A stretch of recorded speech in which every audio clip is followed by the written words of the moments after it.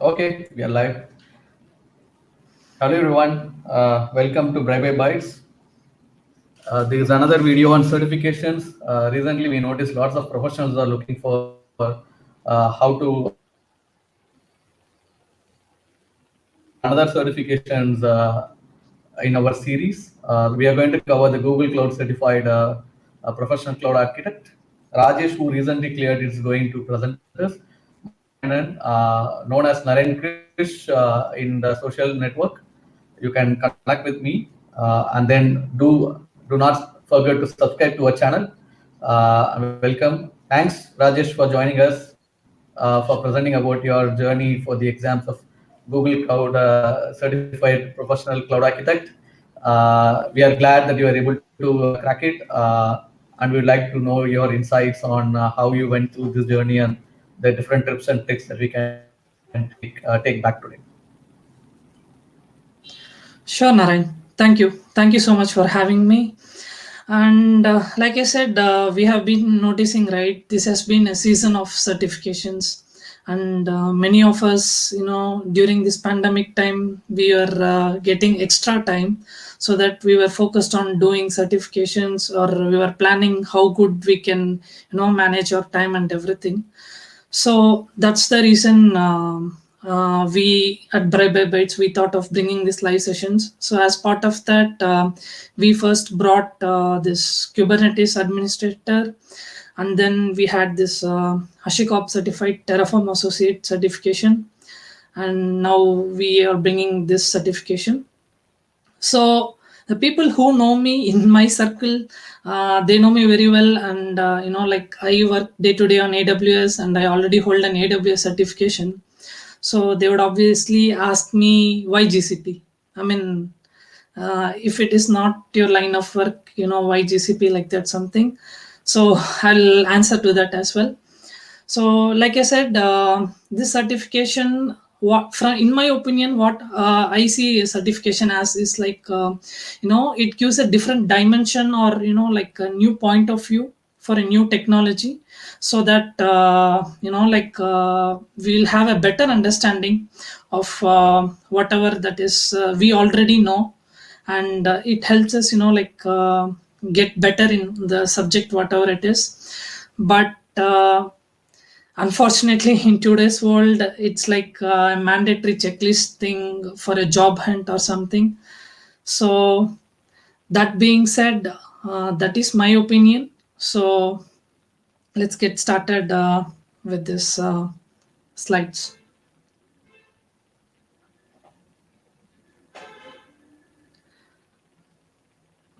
Okay, you may ask me as to why GCP, right? So like I said earlier, um,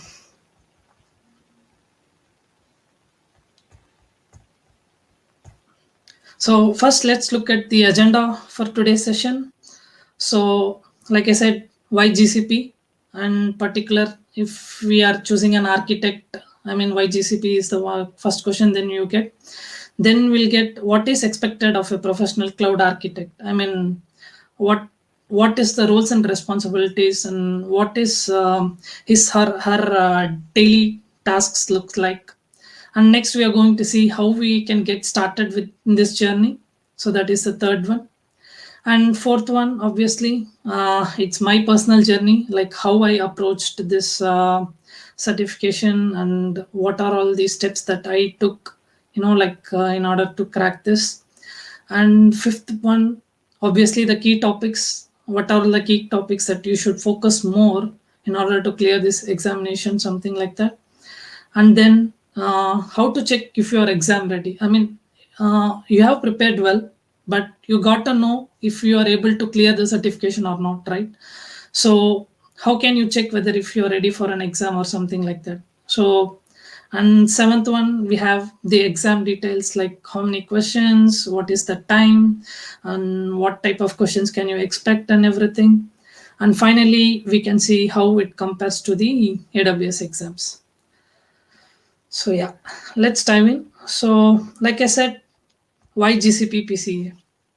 I mean, I listed here three main reasons, but this is not all. I mean, there could be many, but one is if you want to widen your knowledge area on GCP services from, like intermediate level to expert level. Like I said, you may be already working on a GCP project, and you have very, or like limited knowledge about each services or anything. Then obviously you need to have a more knowledge so that you get better understanding of each concepts and everything, so that you can perform better, you can decide better which service suits your application well, and then which results in a good productivity. So that could be one reason why you should choose GCP PCA. And second is if you're a Kubernetes enthusiast. So that is exactly my reason why I took this examination, because I have this obsession, and I can call it a passion for containers. And in particular, we all know how Kubernetes makes easy our lives by maintaining containers, and orchestration and everything, that part. So obviously, if you look at the Azure Solutions Architect, or AWS Solution Architect, they do touch Kubernetes, but they just touch it with the basic stuff or something like that. But in GCP PCA, you have a dedicated section for Kubernetes where you can learn A to Z, like from the starting, from the beginning, and how it happens, what is the architecture, what are the components that are present, and finally what is how everything comes into a picture in a production environment. So definitely that is the reason, I would say, why I chose GCP PCA. So that I thought it would be a good to start learning and get hands-on with Kubernetes from attending Google's certifications, because we already know Google is they are the ones who open sourced Kubernetes and who have been using it for a long while. And the last reason would be typically for anyone highly enthusiastic about this cloud architect role, and you want to complete all the ones, like what we could say, like you're already in AWS or Azure, then you move on to GCP, or if you're already in GCP, then you learn AWS and Azure, something like that.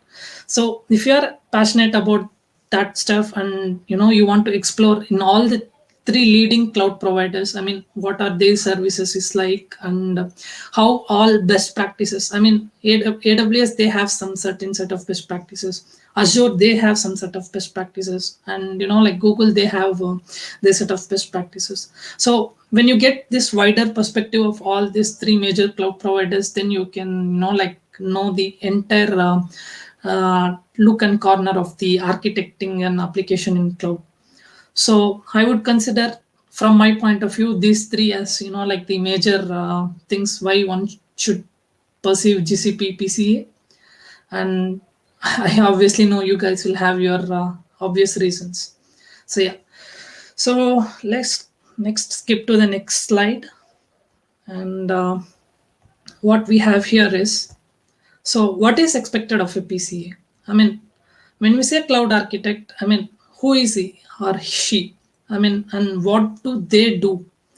So it all depends, when, as you can see in this is an official definition that is given by Google themselves, and I'll read out this one alone to you. So it goes like this: a professional cloud architect enables organization to leverage Google Cloud technologies. With a thorough understanding of cloud architecture and Google Cloud Platform, the individual can design, develop, and manage robust, secure, and highly available and dynamic solutions to drive business objectives.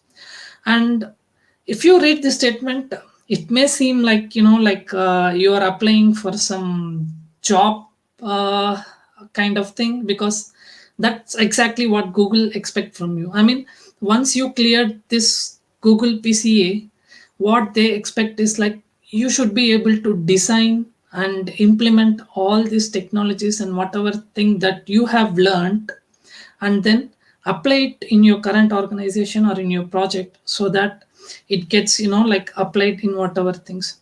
And as you can see, they have also so like I said, this is the actual thing that is expected from a professional cloud architect. And as you can see, the examination itself it tests you on these points, like to read out a couple of things like design and plan a cloud solution architecture, manage and provision the cloud, and design the security and compliance, because everywhere we see all it finally it boils down to security.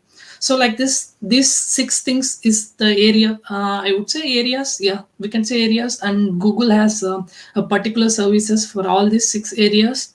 And what they do is they test your ability, how good your architectural decisions are. I mean, how good it is from a security perspective, how good it is from cost perspective, how good it is, like to manage and everything. So that is the main 6 areas where the GCP PCA will test you. They will put some scenario based questions, and they will ask you to select which is the better one. And I do warn you, there may be more than 2 answers or more than 1 answers in exam. So you have to carefully read the question couple of times maybe. Then you have to decide whichever is the best service for you. So good. Okay, now if we move to the next slide. Since in the beginning when I said, right, like this is not only focused on the only exam, I mean how you can clear the exam, but also to help you in real world challenges. So these are the 12 factors app which a architect should consider while designing an application. So all these 12 are very important. I mean, you may get a couple of questions in exam or maybe not as well, but every architect should definitely know what is this 12 factor app, so that they know it while designing their application. So I'll just quickly read out a minute about each one, so that you get to know what is what. So code base. So code base is nothing but whatever the infrastructure that you're planning to build and whatever the application that you're going to build, everything should be in a version control system, be it Git or Bitbucket or Mercury, whatever. So everything should be in code base so that it is properly tracked. So that, see, for example, if you have a new feature or new requirement or anything, so that you can go in, check into the your Git repo, you create a new branch and you add or modify the code, and then you push it to your master branch or something. So in that way, it gives a clear audit of who is making what changes, and it also gives a good roadmap of whatever the changes that we are doing and how it is going and everything. So that is one reason. That is the one of the main points that you should consider in the 12 factor app. And the second one is dependencies. So we all know, right? I mean, whatever your application may be, maybe it's a Java application, or it is a Node.js application, or it's a Python application.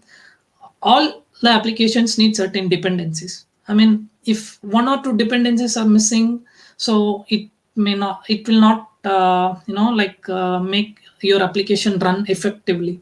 So you have to always isolate these dependencies, and you have to specifically isolate them and define them separately, like in Maven dependencies or a pom.xml file, something like that, so that all these dependencies which are required for your application to effectively run gets applied along with the core application. So always we have to follow and isolate the dependencies and maintain it separately. Next, if we see about config. So config is nothing but whatever the configurations that you do to your application. Maybe it's an user credentials, or maybe some license key of the application, or an SSL certificate kind of thing, anything. This should not be publicly stored in your version control. That is SCM, because SCM, it's like a centralized one, and even though it's many would say secure, it's very very bad practice to put all your secrets and everything into the SCM.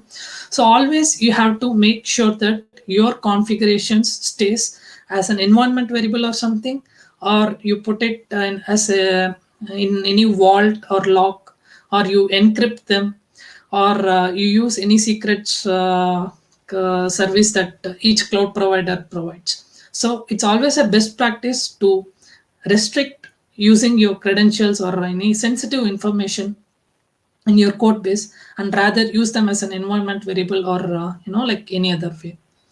Next, if we come to the fourth one, which is backing services.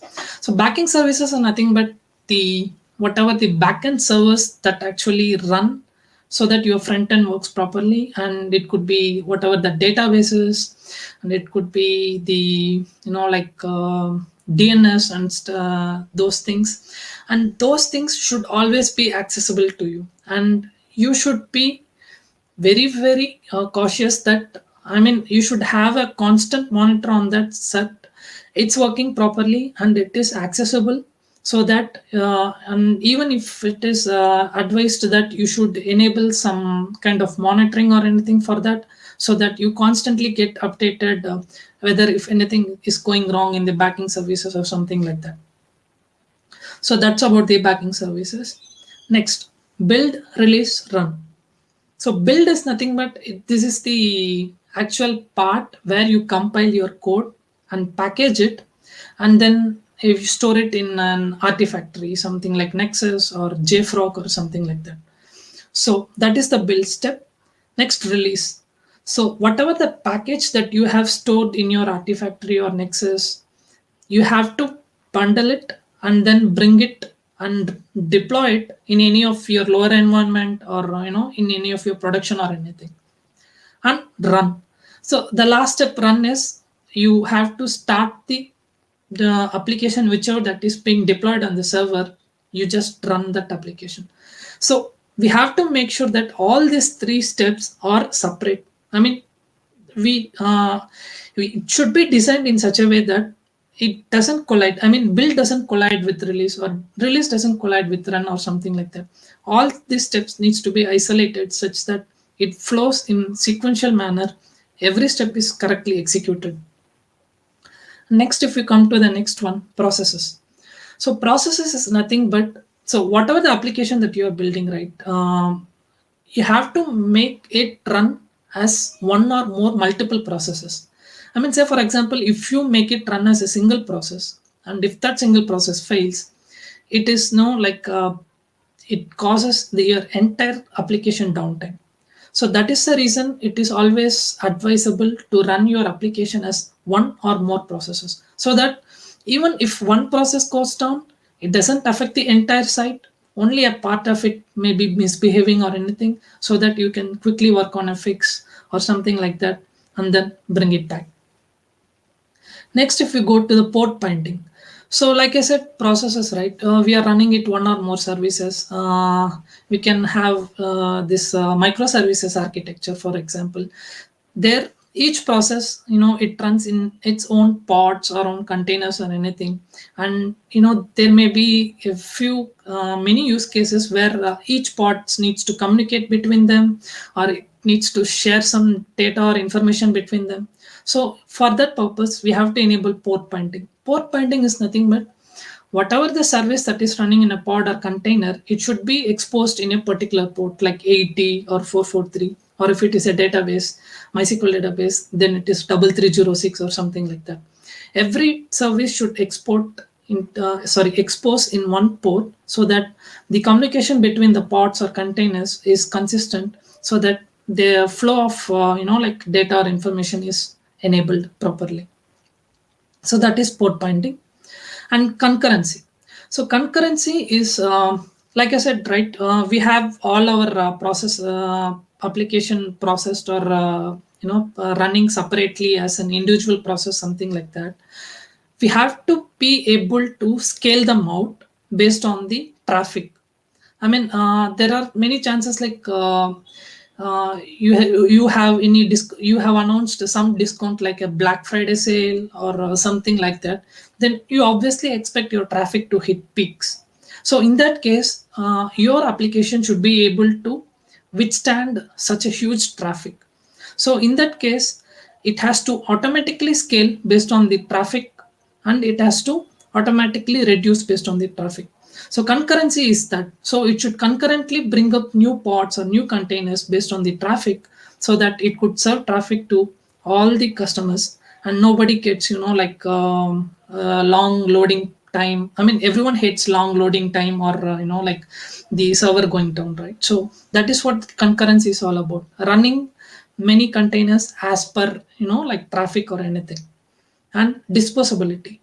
So as far as from my point of view, this is the very most important of the 12 factor app, because like I said, if any service is running and unfortunately if it goes down, right, then it should be disposable such that a new container or new pod which comes up in that place, it should be able to traffic. There should be no case like, like you remove that particular EC2 or pod or container out, and then you do some patching or update work, and then you add it back. So that is the main objective of using disposability. Everything that goes down, or like if it moves out of the cluster or whatever the setup that you have, it should be disposable. There is no concept like bringing it back, like fixing or anything. And even that, this applies to reducing the pods as well. I mean, like I said, right, once your traffic is hit peak, and once the offer period is over, then you'll automatically switch back to the normal traffic. So in that case, obviously all the, whatever the services that were running and scaling on multiple metrics, it should always come back down, so that the ones which have served as the purpose of, high traffic should be easily disposable. And the 10th one is dev and prod parity. So dev and prod parity is nothing but we should try as much as possible to make the dev environment and prod environment as similar as possible. I mean, there shouldn't be a very big, like differences between them, because, if that is the case, then your dev might be running some other advanced version or anything, and your prod might be running some, like slightly older version, and rolling out all these changes to prod becomes a hectic. So always it is suggested that we have to maintain the dev prod parity in such a way that it looks almost similar, so that there are not much any big infrastructure changes. I mean, in dev you're using certain set of services or anything, and in prod you're using a completely different setup, and it doesn't serve the purpose. I mean, whatever the testing that you do in dev or any lower environment for that matter, it may work fine, but your prod is a completely different setup. So when you roll out those changes to prod, it may get affected. So that is the reason it is always advisable to make sure your dev and prod, it's on the same way, as it looks as similar as possible. Then obviously logs. I mean, what are we supposed to do without logs, right? So everything should be logged, be it the traffic or how the application is getting processed or anything for that matter, and all the logs should be captured, and it should be sent to a specific service if you are doing analysis or analytics, something kind of thing, because those are the things on which you base your analysis, so that you predict that your business is going to run in such a way. I mean, if your application is getting 100 or 1000 hits today, then you forward that logs to a data analytics or something, so that it constantly forwards all these logs to that analytics platform, so that it sees the trend of 1 month and sees whenever at what particular time you are hitting a peak traffic, and at what particular time you are not hitting a traffic or something like that.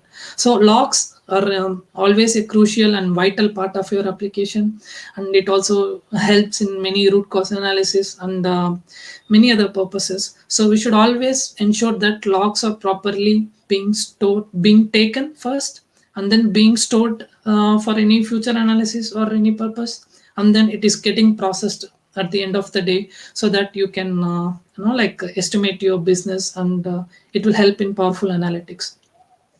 And last but not least, the admin processes. So mostly it is advised that whatever the processes, we discussed the sixth point, right, like processes. So we split our application to run as multiple processes. It is always mostly advised that not every of those process is advisable to run as a root process. So root is nothing like it's an admin user, right? So running most of the process on the root process, it is a kind of a not a good practice, and we should probably create a separate user for those each process and then assign it so that that particular user runs this whatever the process that is assigned to them. Root, it's mostly as I would suggest, we should never use as a root, I mean login and perform any operations or root credentials unless and until it is absolutely necessary. So like I said, this is a 12-factor app. All these 12 principles, every architect should have these 12 principles definitely in their mind while they are architecting or something, so that this doesn't only help you guys in clearing your exams or anything. It also helps you in real life world challenges. I mean, real world challenges, like it is a it gives a perspective as to what are all the precautions and what are all the steps that you need to take while you are designing your application. Yeah. So let's move to the next slide.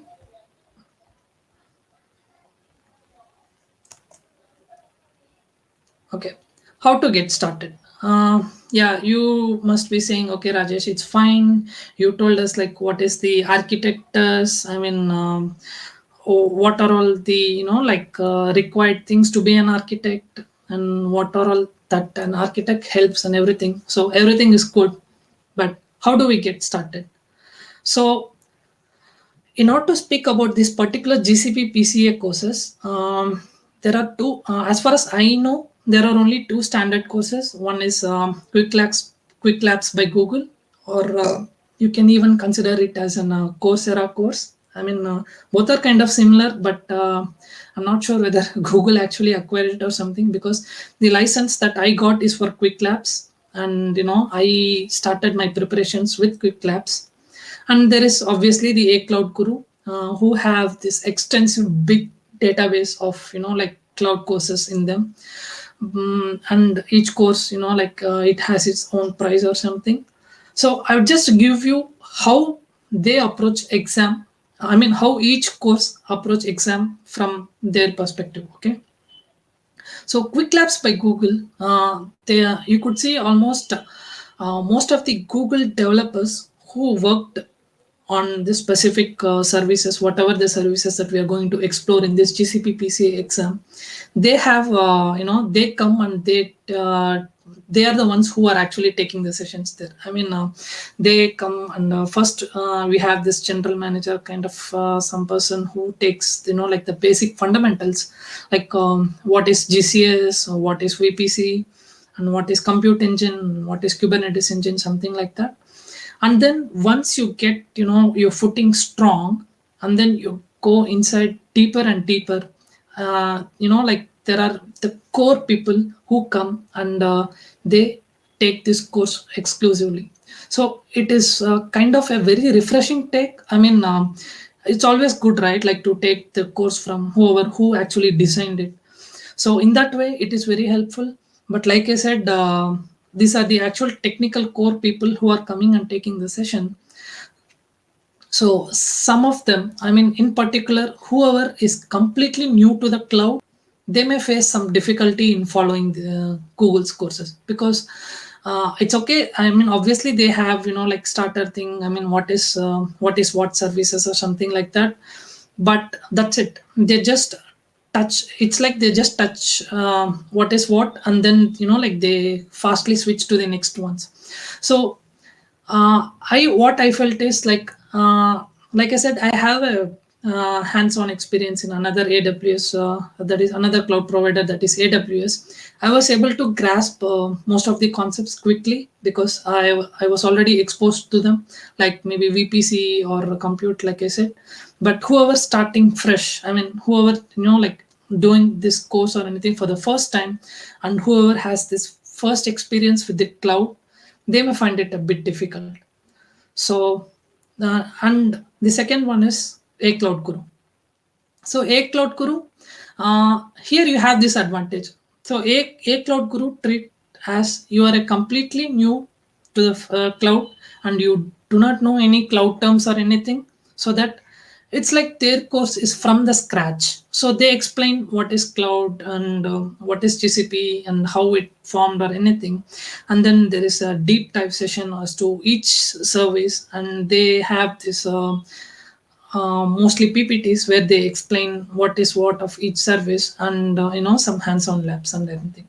So if you're an absolute beginner and this is the first certification that you are trying on cloud, and then I would definitely suggest you should go with a cloud guru. And if you are already very well versed, like with cloud and terminologies and concepts or everything, then you can go for quick labs. And one main added advantage that I would give for quick labs is, in quick labs for each module you have a hands-on lab. So that means, so whatever the course that you buy, you watch or like you attend to, at the end of that each course you will have a definitely a hands-on lab, which varies between 30 minutes to 45 minutes, and there are even 1.5 hour hands-on labs as well.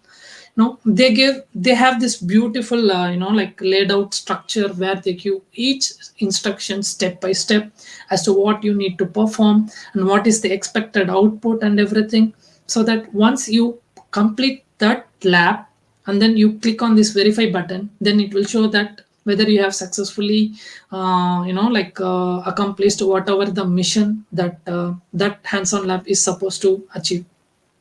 So that was a very good experience for me, and in particularly for Kubernetes, because like I said, I enrolled in this course with absolute passion for Kubernetes. So I would suggest, if we are very well versed, that quick labs has that advantage. And like I said, since these are being taken by some technical people, I was unable to follow up the basic objects of the Kubernetes, like what is a pod or what is a scheduler, what is a controller or anything. So that's when the Kubernetes Simply Explained video series actually helped me. So you can find the link in the slide where it is currently showing.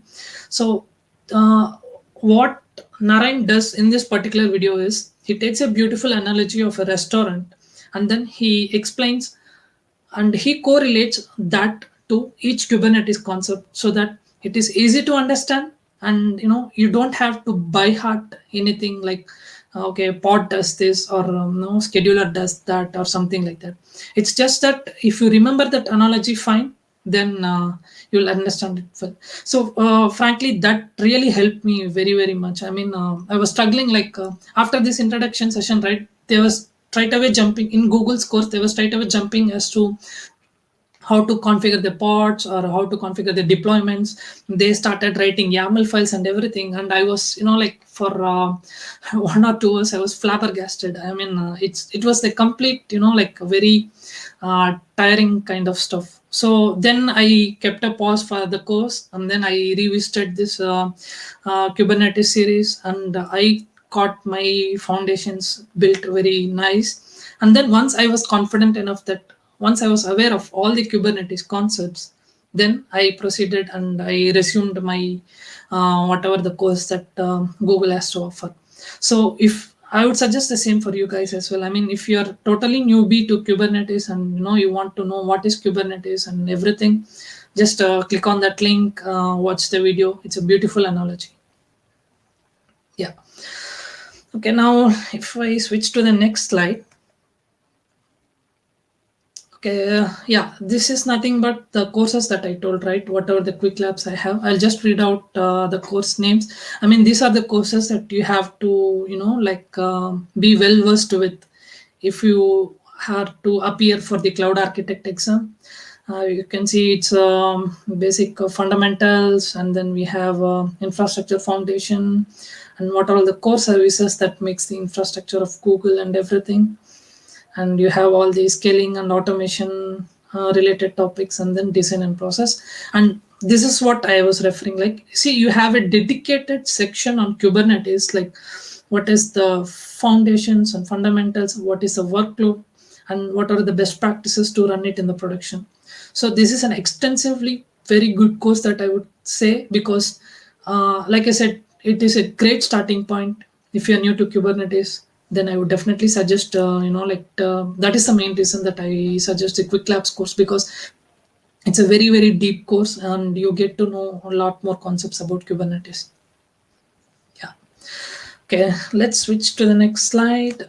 And my journey.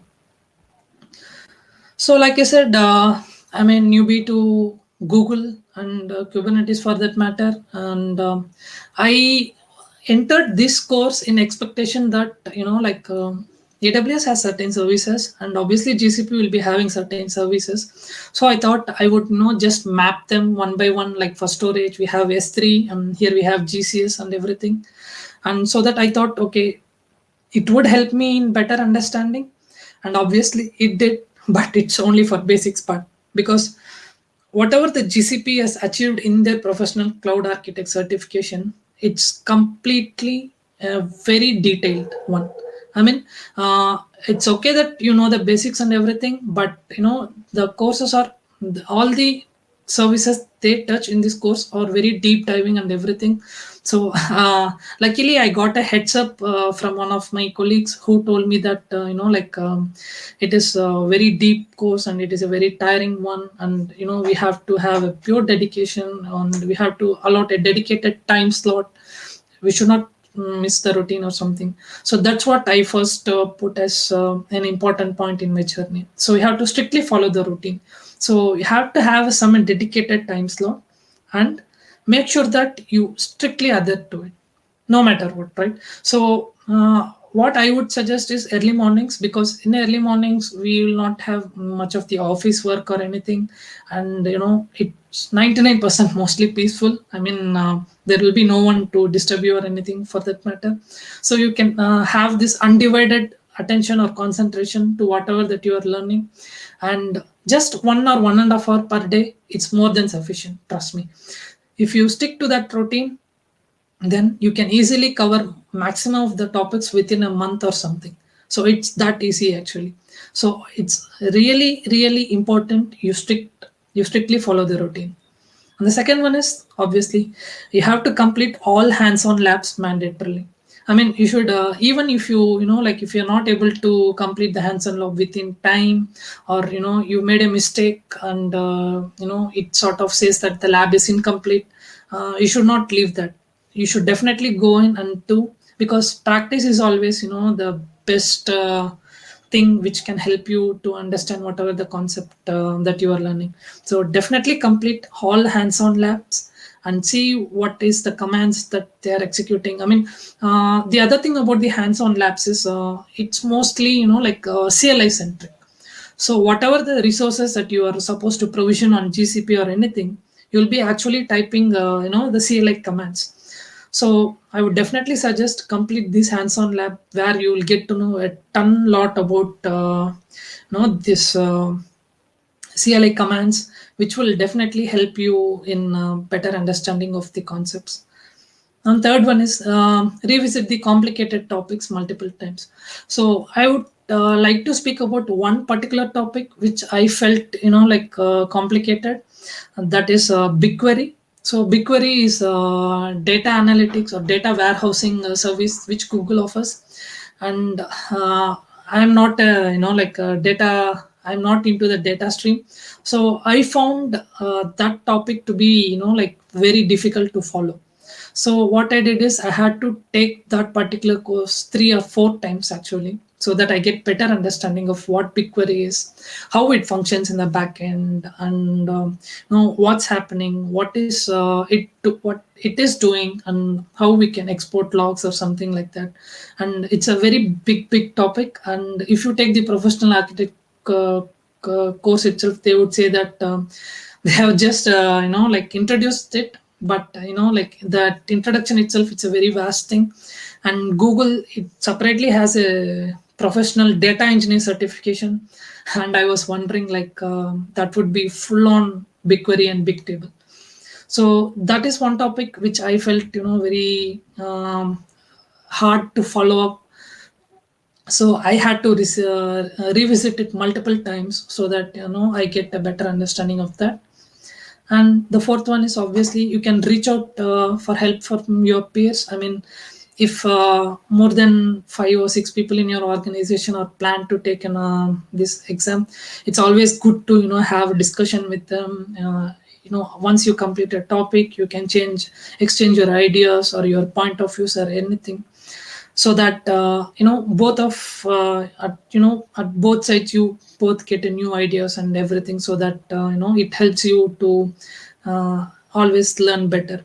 And you guys also, I mean, whoever is going to take the course after this session or whoever is planning for that, you can always reach out to me. I mean, in description you can find the links for the social networks where you can reach me. So don't hesitate. I will definitely help you guys in whatever possible way I can. So definitely reach out to help.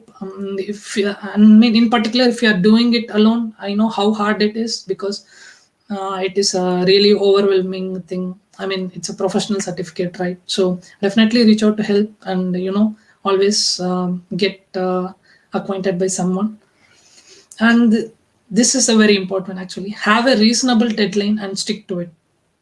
So when I started this journey, right, so the deadline that I was looking to is at max 2 months, because I was I prepared a particular timetables kind of thing, and I decided that I will stick to this routine.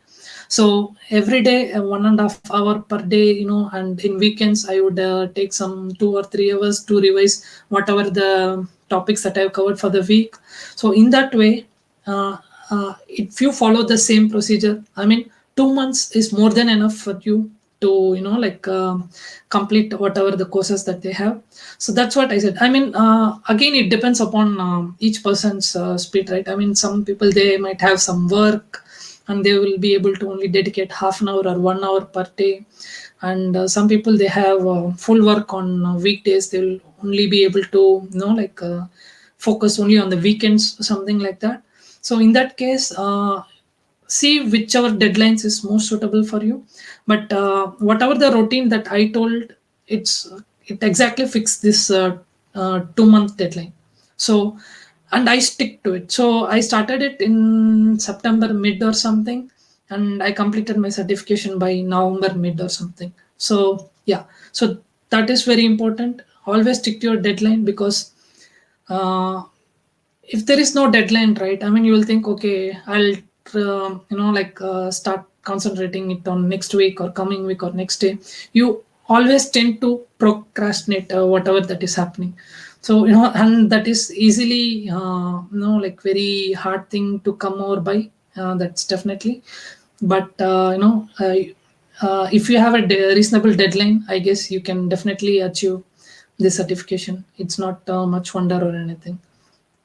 And last but not the least, this is a very most important one: exploring the Google documentation. To be frank, it is really overwhelming. I mean, there are many services in Google, and each services has this big pages and pages of documentation. And whatever that I said just in the previous point of this 2 months deadline, and you have to cover everything. It's really tiring, I know that. But at least check for some important services, and some services which you feel very hard to follow up or something like that, so that this documentations, like you said, it's a very detailed one. I mean, they go in deep. I mean, whatever that is service and how it is supposed to work and everything, so that you will get better understanding.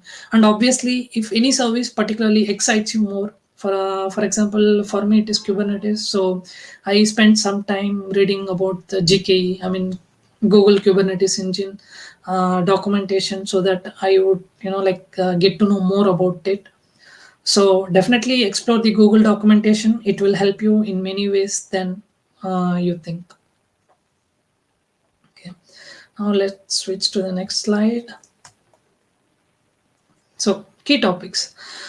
So like I said, now it's a very big thing, and there are many services. And one of the main things about architect is the architect should know everything this architect should know something about everything. I mean, whatever the services that Google have, architect is supposed to know at least something about it. So that is why, the professional cloud architect covers many services. Like I said, the professional data engineer certification of Google, it predominantly touches with BigQuery, Bigtable, and cloud data store, Dataproc. So those are like big data kind of services that Google provides. And the 80% major chunk of the certification, it always stays there. So, but professional architect, like I said, you are supposed to know about some sorry you're supposed to know something about everything. So there are a wide range of services that you should be aware of, because it at the end of the day, it all boils down to this one single topic, as to you are the deciding authority, like you have to select which service is better than which one, and which is cost optimized or anything. So that is the reason you are supposed to know something about everything.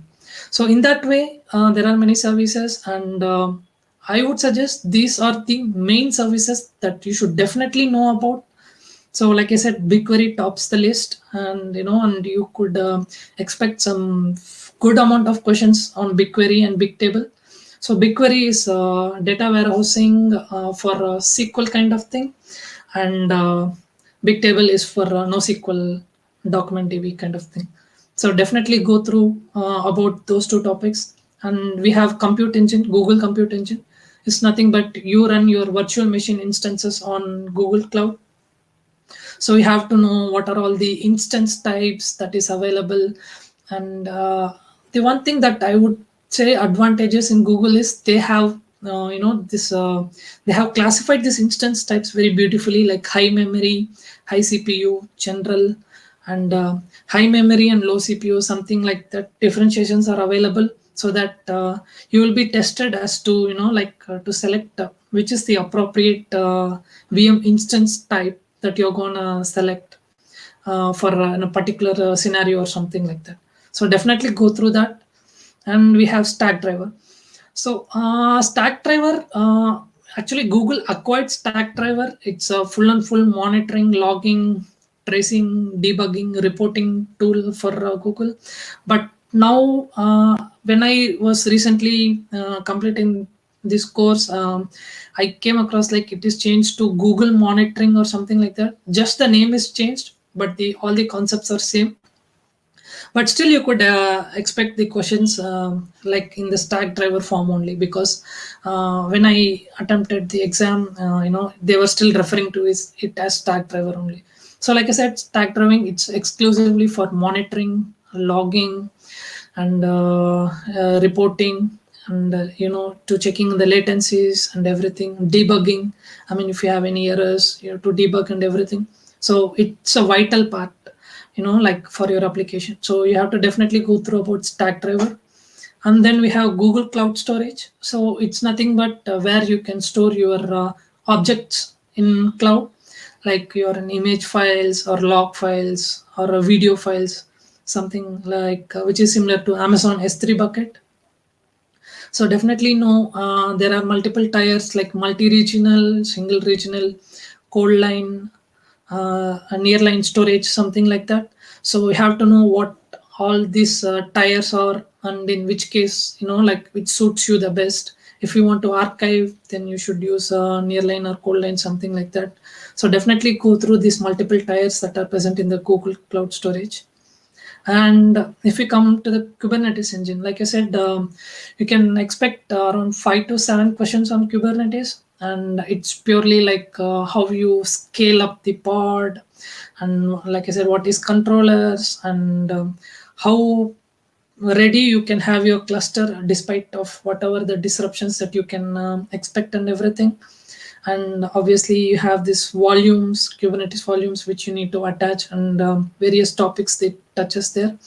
And we indeed have videos for all of this, like we have Kubernetes architecture, Kubernetes controller and everything, services, liveness, readiness, volumes. So go through that. It will definitely help you in your understanding of Kubernetes and Kubernetes engine. And once you're familiar with that, you will be able to easily follow whatever the Google developers or course content moderators that they are taking their course. It will be very easy to follow. So definitely go through those videos. That would really help in understanding Kubernetes engine better. And then we have Cloud PubSub. So PubSub is nothing but I guess you could have guessed it by name itself. It is message subscription kind of service where you constantly keep forwarding messages, and it is also used for collecting data on the IoT devices whichever that is present, and it also streams data into cloud data proc or data flow, something like that. So it's like whatever the stuff that needs to be processed at Google side in real time. So that's where Cloud PubSub has been used or everything. And identity and access management, that is another important topic where you have roles, users, groups, and what are all the permissions that you need to attach for a user group or role. I mean, you have a HR department who wants to audit, like you have to know who users are, and then you have this audit department who wants to monitor your logs, and you have this actual application team who needs access to this compute storage and everything. So it helps you, to segregate whatever the resources, and how to apply appropriate policies to each of them. And we have this hierarchy method. I mean, if we have permitted a grant permission at higher hierarchy level, and then you have restricted in a lower level, then obviously the higher grant will automatically overwrite whatever the restriction that you have given in the lower level. So always remember that. That is very key point as far as IAM is concerned. And we have VPCs, which is virtual private cloud. So we have to know what is the CIDR ranges, and how you can distribute among each regions, the subnets, and NAT gateways, internet gateways, and no VPN tunnels. Of course, there are many things about networking, and, dedicated or interconnect, and VPC peering. These are all the concepts that you should be very well aware of VPC side. And VPC indeed has a major chunk in an exam set questions. I mean, you will see many scenarios like they have this three VPN cloud router concept, and there is an interconnect concept, and there is a peering concept, and you can always see Google asking you which service should you choose for each scenario or something like that.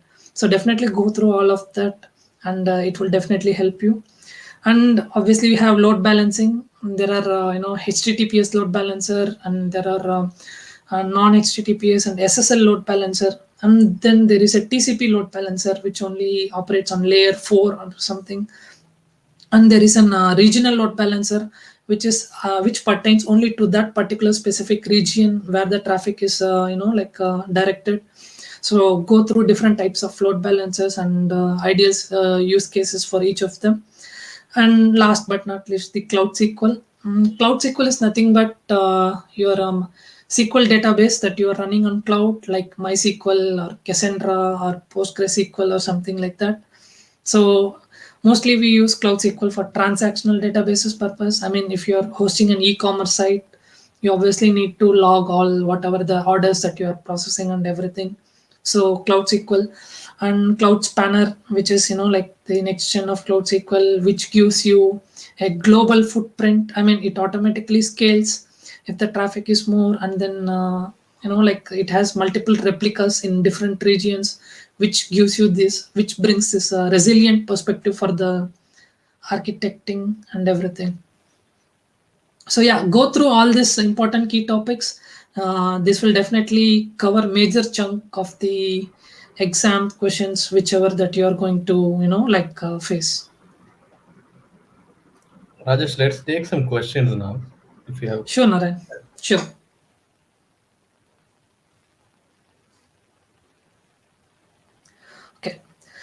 Giri Prasad is asking, as a beginner with GCP, can this be the first certification to go for? No, Giri Prasad, definitely not. There is an associate cloud engineer, which is a very toned down version of professional architect. So there you will get to explore more about what are all the GCP services, in what use cases that you are supposed to use them, and and the exam level also they test mostly on the service based. It's not completely like see the sorry. So this architect is, it's like designing an entire application, right? I mean, you're supposed to know everything about it. I mean, whatever the traffic that is supposed to come in, and whatever the traffic that is supposed to go out, and something like that. But associate cloud engineer is concerned, it just touches on the concepts of each GCP services, and it tests you how good you know each service. So I would say, if you are an absolute beginner, then first go with associate cloud engineer, then you can consider PCA, definitely.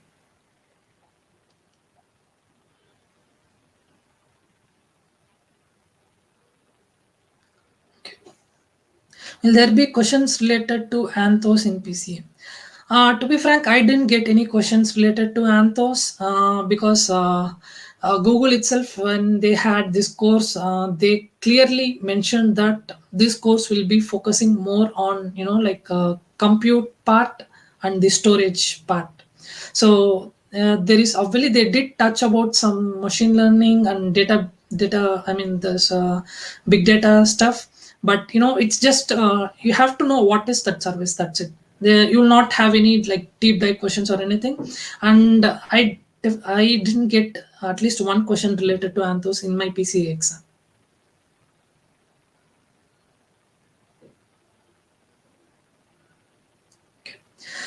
Are topics like infra provisioning, automation best practices covered? Yeah, definitely. As you speak of infra provisioning, Google has this deployment manager service. It's similar to CloudFormation that we have in AWS, or Terraform, which is a third-party tool, where you write infrastructure as a code, and you provision it on the cloud. So you will definitely have at least a couple of questions based on that. Automation best practices. I don't think so. I mean, if you're referring to this infra provisioning as an automation, then yeah. But if you're referring to some other automation, then I'm not sure. But yeah, best practices, you will at least see this best practices word in minimum 10 questions in the exam. I mean, whatever the question, like I said, right? So at the end, they will describe a scenario and they will say, what is the service, or what would you suggest based on the Google best practices or Google recommended practices. So yeah, best practices is definitely covered in PCA. Okay. Do we need to complete associate certification? It depends actually. I mean, if you're already working in GCP and you know a fair bit of all the services like GCS, Compute Engine, and Kubernetes Engine, and if you are confident enough that you have good knowledge about all these things, then yeah, definitely you can straight away go for professional certification. But if you are not, and if you are an absolute beginner for GCP, then I would suggest first you should go for associate certification. Okay.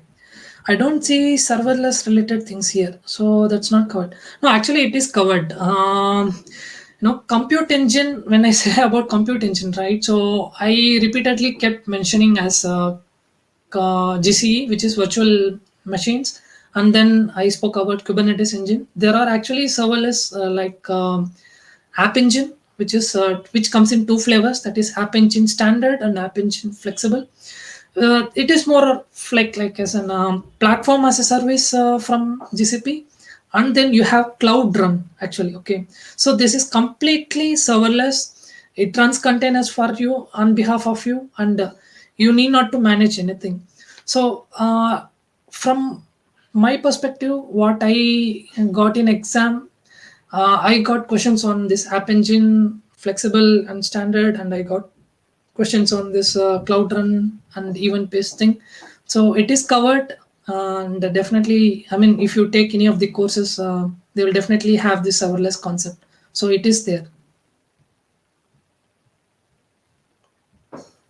Thanks for the answer. This was solid.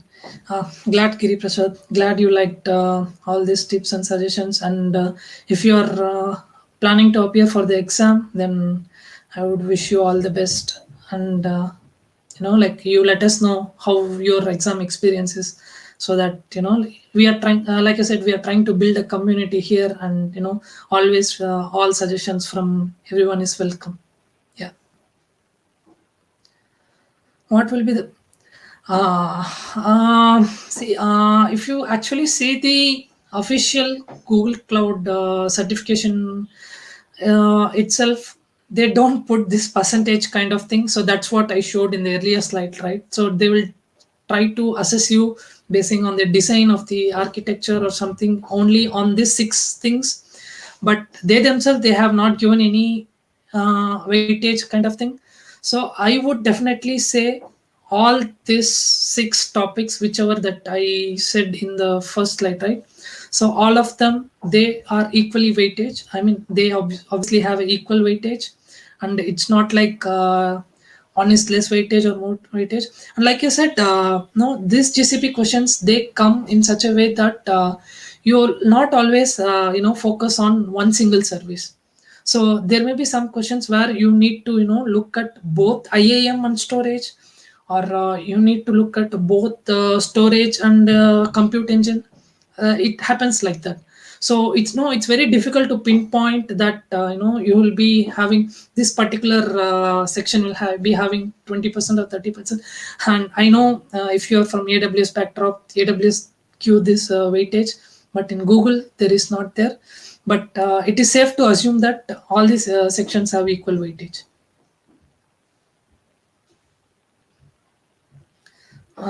We have any more questions, Narayan, or we can proceed with next slide? You can proceed, Rajesh. Give me a second. I'm moving forward. Sure. Okay. So far, Kurt, we discussed about all the key topics and everything, and so this is the main part actually. So the case studies. So Google, they themselves, they created this imaginary 3 scenarios that you can see on your screen, which is Mount Kirk Games and Dress for Win and Terramerth. I definitely said would ask all of you to go in and view all these 3 case studies and read it multiple times. So not just once or 3 or 4 times, and understand the scenario. Because I mean, you can say Google, they themselves, they mentioned that it may appear on your exam, something like that. But for me, it did appear, and most of my colleagues who took exam with me, all of them got the same exact scenario. So if you open that scenario, it's not like you have answers or something. So what it has is, it has a problem statement. Like say for example, take Mount Kirk Games. They are building a new game, and their game has become suddenly a viral thing, and and they were not able to scale because they were not able to load traffic to such huge audience, and their user game base have been increasing constantly. So that will be the problem statement, as what are all the things that they currently have and what are the challenges they are facing. And there will be a technical requirement section. I mean, what are they expecting from you to design? I mean, how would you design so that it handles all this load? They'll have this MySQL database. It should be able to process these transactions properly, because if it is a multiplayer game, you tend to have real-time statistics appearing. So you definitely need to have this real-time analytics chipping into GCP. So like this, you'll have these different scenarios or something. And in my PCA exam, I got around 10 questions on these 3 scenarios. So I would definitely suggest go in there and read all these scenarios before you're appearing for exam, a week before or 10 days before, so that you will get to know. And most of the questions also will be in the similar manner in exam. I mean, they'll give you a scenario, and they'll see there will be no straight answers like okay, so this is the requirement, so which service you would suggest. It will not be like that. So you could suggest like Cloud SQL or BigQuery or Bigtable. They'll give a scenario, you have to assess it, You have to see what they are trying to accomplish, and then finally you need to give your best option. So definitely go through these case studies, and it will be, like I said, you will get minimum 20 questions on this, so that if in my frank opinion, you already have 10 answers in your hand. So definitely go through these case studies, understand it properly, and understand whatever the technical requirements are. And then this is the same scenario where it will be, but the questions may be different. So in this technical requirement, they would have asked how would you handle a storage based issue, but in exam you will get how will you handle a DNS based issue, something like that, but the scenario remains absolutely same. So I would definitely suggest you should read all these 3 case studies, so that you get better understanding of whatever the complex thing that you're going to design. Okay, and if we move to the next slide. Okay, how to check if you're exam ready? So like I said, you followed this routine, you prepared for last 1.5 months, you verified all this documentation and everything, and then you have to check, right? I mean, it's not like you complete all this and you can straight away go and sit in an exam. You have to check how good your preparation is, and then you have to gauge it in some meter, so that you can see in which parts that you are lacking behind, and then in which parts you need to improve, and which parts you are actually indeed doing good or something. So Google, they themselves, they have these sample questions, so it consists of 20 questions, and I would suggest you to take this sample questions with sincere honesty. I mean, no googling or looking for notes while attempting this. Answer these 20 questions, and see how many you are getting right, because these questions, like I said, some questions from the sample is related to that case studies, whichever that is present there, and it's almost 90% similar to whatever the questions that you are supposed to get in your exam.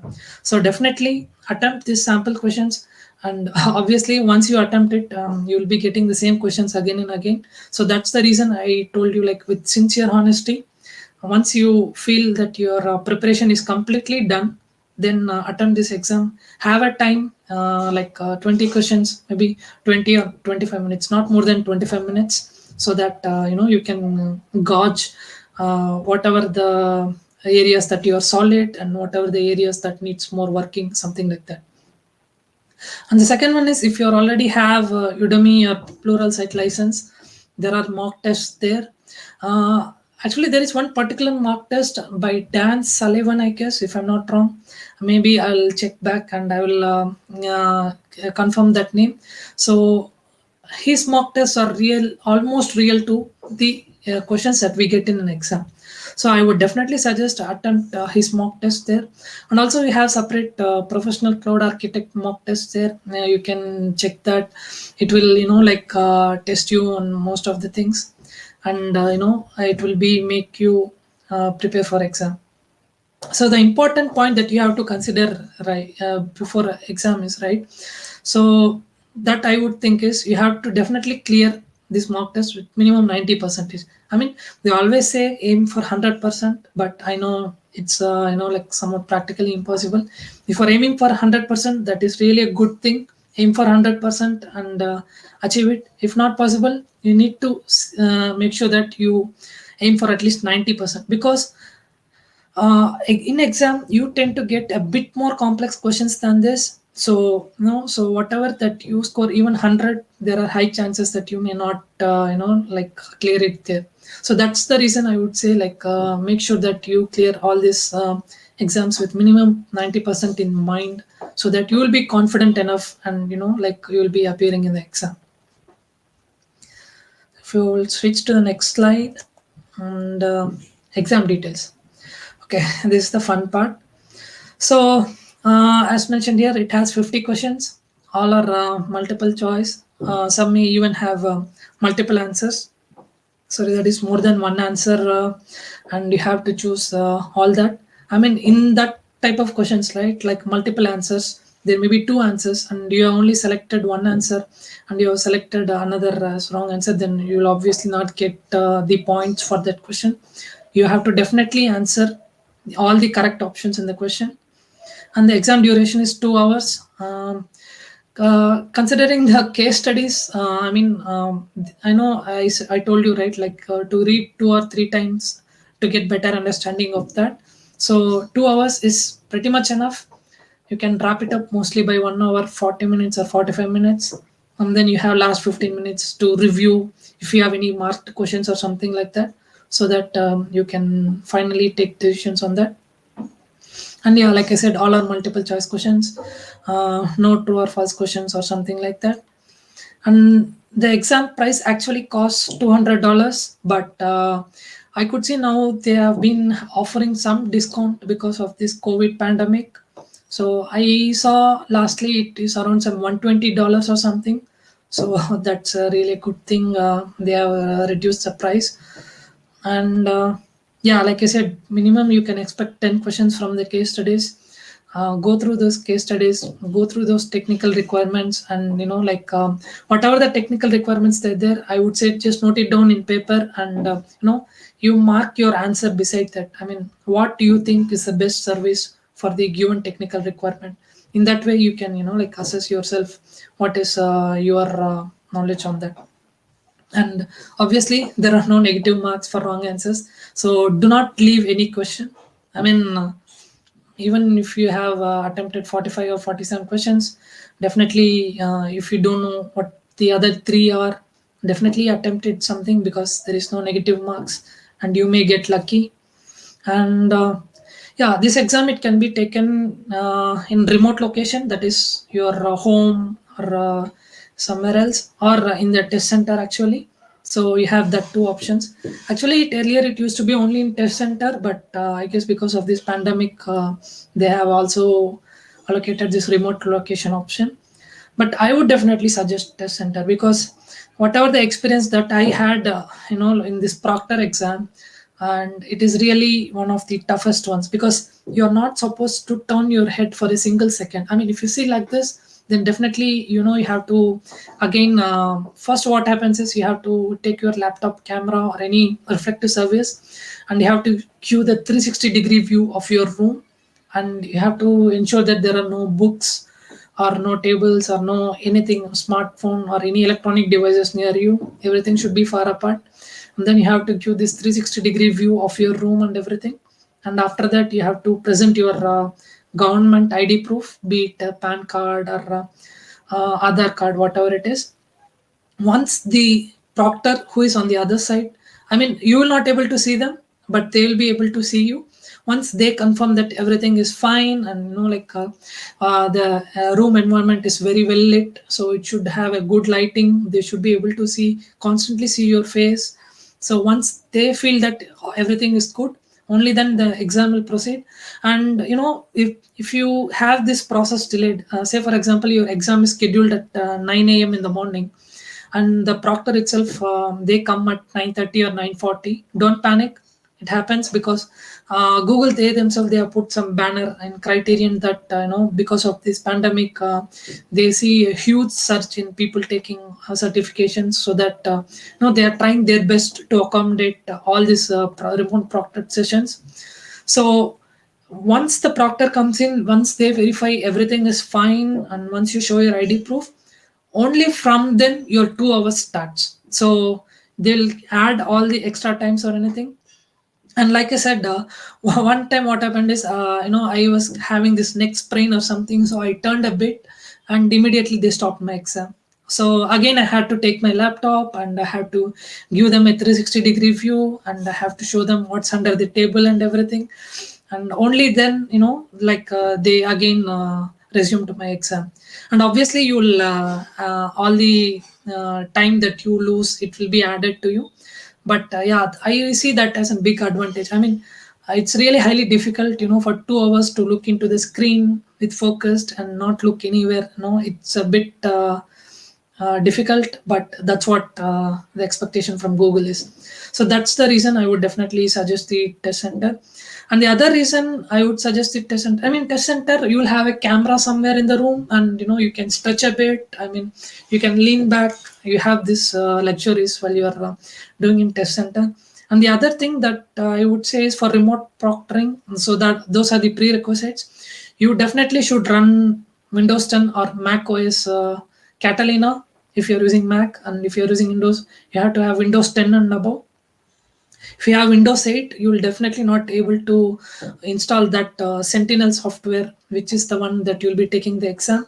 So I would suggest first check whether all these prerequisites, whether you are able to, come up with all these prerequisites, so that you don't get any delays at the end of the day. So that is one reason I would definitely suggest test center. And the other thing is, if you are appearing for remote proctoring, so what happens is these 2 hours, this Sentinel or Criterion, right? They capture your 2 hours footage, and they send it to Google, and Google, they do analysis, and they check whether everything is fine in the exam, and only then they give you a certificate once you clear the exam. Even if they find any discrepancies, there are high chances that you might lose your certification. And because of this process, people who have taken online, that is remote proctoring exam, right, their certificates, usually they used to get their official certification some 10 days, or minimum 7 to 10 days. I mean, they only get it or 8th day or 9th day or 10th day once after they complete the exam. But I have seen my colleagues who have taken it in an test center, physical test center. They got their certifications immediately, like the second day or third day itself, after they completed it. So you can see, like, what I would suggest is, if you are living in any metropolitan cities like Chennai or Bangalore or Hyderabad, then you should definitely you should definitely consider test center. And if you are, because of this pandemic, you are in your native place, or you are outside of any of these cities, then you obviously have no choice. You have to go with, like remote proctoring only. So yeah, those are the few details about the exam that I wanted to share. And if we switch to the next slide. Okay. Last but not least, how it compares with the AWS exams. I mean, we obviously have this mindset, right? I mean, we compare how it compares with one thing the other. So one is definitely the scope of the certification. So I have been preparing for AWS professional architect as well, but I was not able to get any slot due to some personal reasons. But from the scope of the certification, what I could say is AWS scope is completely different. I mean, they try to touch varied varieties, and there are only they don't go very deep in some topics, but in Google they do go very deep. Like I said, in Kubernetes or BigQuery or anything, they dive very deep in those topics. So the scope of the exam definitely is different for AWS and compared to Google, and I would easily say that as far as professional concerned. Google Professional Architect is somewhat a bit difficult compared to AWS. And yeah, like I said, depth of the concepts. So they tend to go very deep in certain concepts, and you need to understand it better if you have to, answer few questions there. And like I said, dedicated focus on particular services. So yeah, like I said, in this GCP exam, it was main focus on easy to compute and storage, and that is the databases and everything like that. But in AWS, they don't particularly focus on this particular service or anything. They just go around all these things. And as you could see from the weightage itself, you can see that they have this services. You could expect those many questions from there and those many questions from here. So that is a dedicated focus that you get in GCP, because like I said, BigQuery and Bigtable, it's a huge product for GCP. I keep repeating, I know that, because it's a very important topic, both BigQuery and Bigtable. And trade-offs. So what is trade-offs? I mean, say for example, if they ask you to design a time series database, so you can select BigQuery, and you can select Bigtable as well.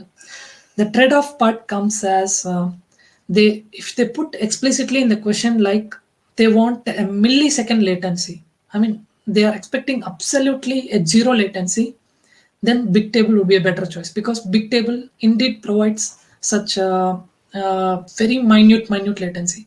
But BigQuery, it has a considerable latency. So that is the trade-offs. I mean, if you say cost-wise, BigQuery is somewhat, somewhat cost-friendly, but Bigtable, it costs you some. So that's what trade-offs is. I mean, if the requirement is like you want a time series database, but you're okay with latency, I mean, the client says that I'm focused on cost, I'm not worried about latency, then you can go for BigQuery. But if the client says that I'm very, very particular about the latency and I don't want my users to face any latency or something like that. So, and he says that I'm not worried about the cost, then you go for Bigtable. So those are the trade-off decisions that you should take.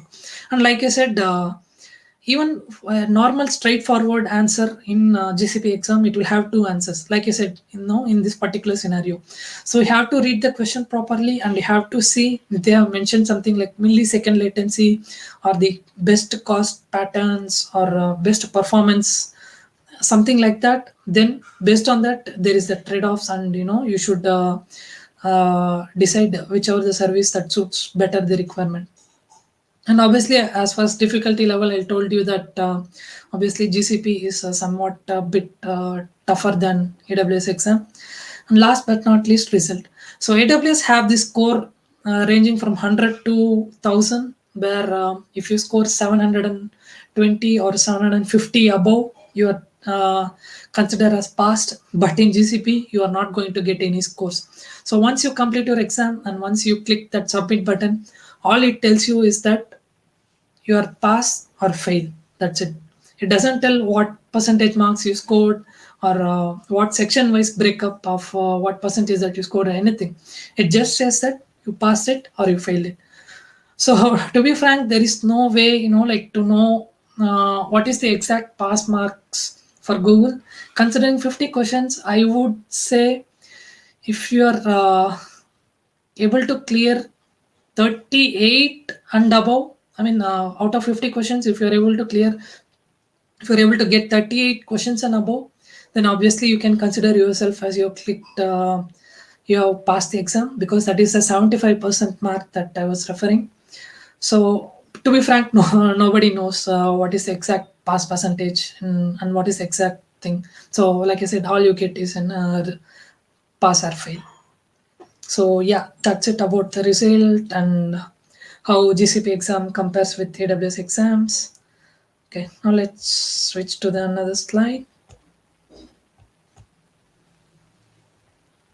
Yeah, other reference videos on Kubernetes. So like I said, from the beginning, we are trying to build a community. So you can check all these videos which are currently available in our by Bytes channel, where you can see what is the DevOps route full map and Kubernetes daemon set, how to deploy, and what amount of RAMs, K8, POS containers, and everything.